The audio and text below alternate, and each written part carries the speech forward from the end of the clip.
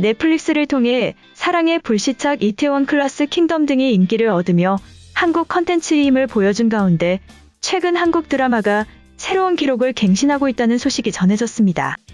오징어 게임에 대해서 중국 최대 소셜미디어 웨이보와 비평 사이트 더우반의 네티즌 반응이 뜨거운데요. 넷플릭스 오리지널 시리즈 오징어 게임이 국내 드라마 최초로 미국 넷플릭스 1위에 올랐죠. 22일 미국 넷플릭스에 따르면 넷플릭스 한국 오리지널 시리즈 오징어 게임은 전체 순위 1위를 기록했습니다. 한국 넷플릭스 오리지널 시리즈가 기록한 미국 최고 순위는 지난해 공개된 스위트홈 3위로 이를 앞질렀죠. 온라인 동영상 서비스 콘텐츠 순위를 집계하는 플릭스페트롤에 따르면 오징어 게임은 미국 외에도 한국, 홍콩, 대만, 베트남, 아랍에미리트, 쿠웨이트, 싱가포르 등 총 14개 국가에서도 1위를 차지했습니다. 영국, 프랑스, 독일 등 39개 국가에서는 2위에 올랐는데 오징어 게임이 넷플릭스가 없는 중국에서도 큰 화제라고 하는데요. 23일 기준 오징어 게임 해시태그는 약 16만 회가 되었고 조회수는 7억 뷰를 달성했죠. 이뿐만 아니라 웨이보 인기 검색어에서도 4위를 기록했습니다. 드라마에 관한 여러 포스팅 외에도 오징어 게임에 나온 배우 정호연과 이유미의 화보를 공유하는 등 출연자들에 관한 관심도 높았죠. 소셜미디어 틱톡에서도 오징어 게임에 대해서 찾아볼 수 있었는데요. 오징어 게임을 검색하면 줄거리를 소개하는 영상들과 재생수가 70만 회 이상인 영상도 볼 수 있었습니다. 특히 오징어 게임을 본 후 평점을 매긴 이들이 6만 명이 넘었죠. 중국에서 오징어 게임에 관한 이 같은 반응은 매우 이례적이라는 평가가 나옵니다. 넷플릭스는 공식적으로 중국에 진출하지 않은 상태이기 때문인데요.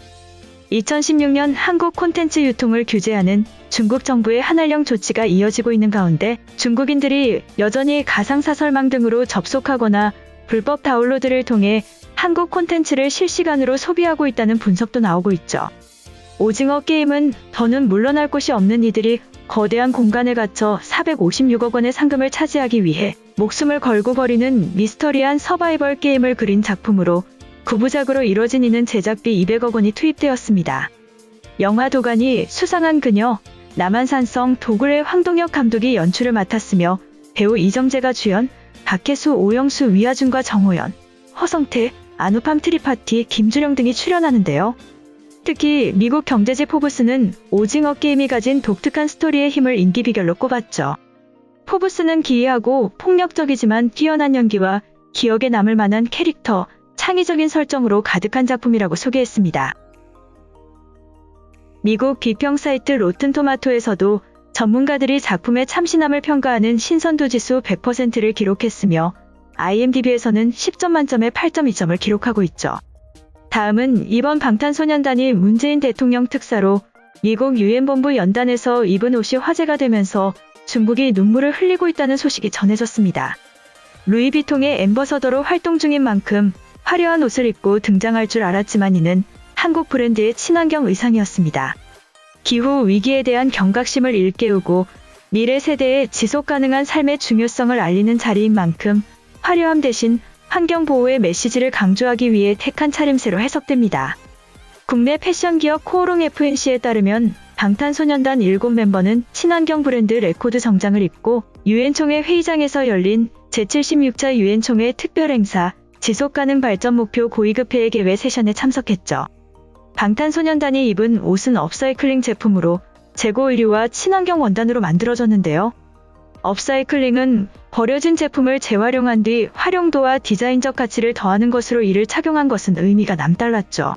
이번 연설에서 방탄소년단 RM은 이 자리에 오기 위해 준비하는 동안 알게 됐던 것은 환경 문제에 진심으로 관심을 가지고 전공으로 택해 공부하는 학생분들도 굉장히 많다는 사실이었다고 말했습니다.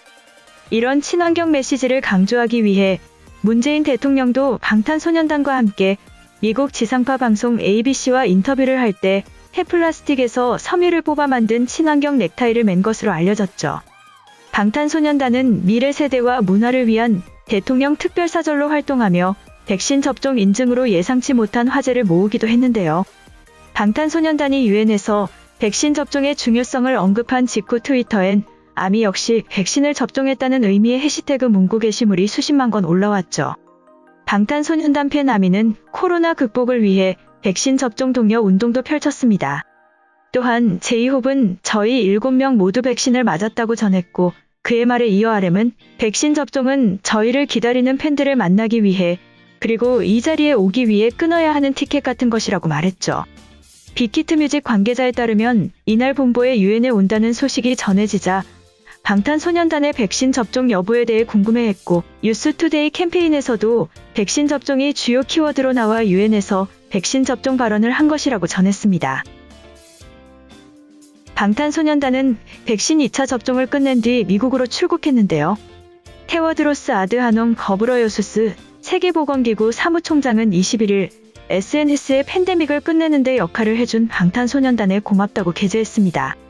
한편 문화특사 활동을 위해 미국 뉴욕을 방문한 그룹 방탄소년단이 록밴드 콜드플레이와 재회했는데요.